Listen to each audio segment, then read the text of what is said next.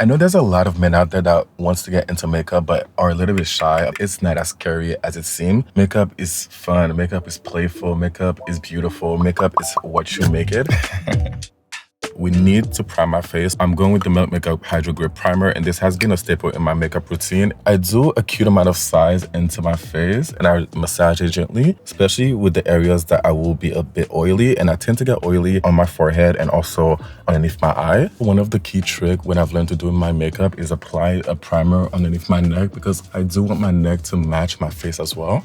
The next thing I really like to do is go with a skin tint. I've been using the Mercier skin tint, the shade C5 Cedar. It adds a bit of coverage underneath my skin. When I first got into makeup, it was honestly very interesting because it took a bit of time for me to realize what really worked with me and what didn't when it comes to the undertone. But once I figured out what worked, it was a game changer.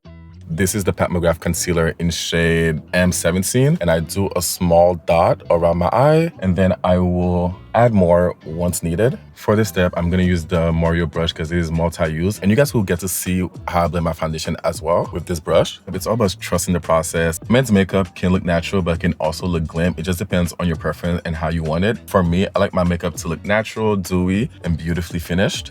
And also, this is the trick that I learned from the queen, McGRATH herself, is using your fingers to blend it out as you go. Try to smile because you want to see the places where you crease a little bit and where you need to add or take away.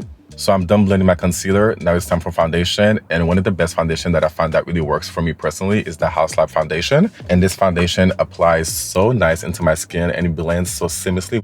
It looks like I have a filter on, but I really don't. It's the foundation and the concealer.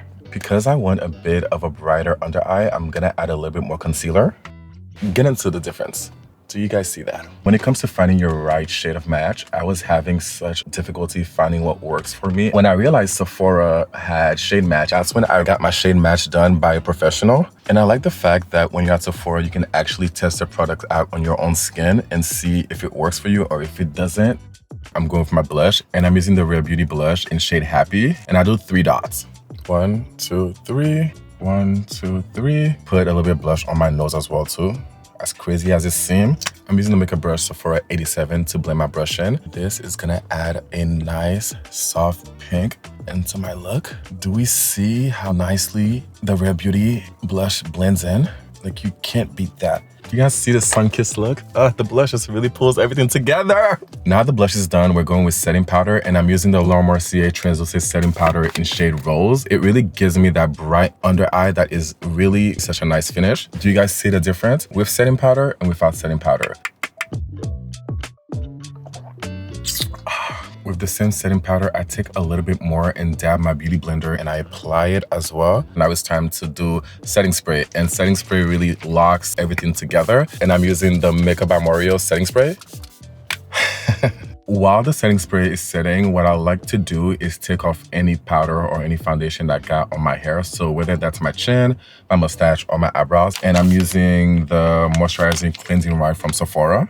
All right, so now that the setting spray has done finished drying off, I like to go in for cream blush, and it really just adds to the look. Last but not least is my lip combo, and I'm using the Milk Makeup Jelly Tint in shade Chill. And the lip tint really lasts all day, and it gives you a nice stain onto your lip. I could leave it on right here, but honestly, I like a little bit of gloss just to make it a nice, juicy lip. That is literally my everyday men's makeup look. Simple, easy, beautiful. Bye.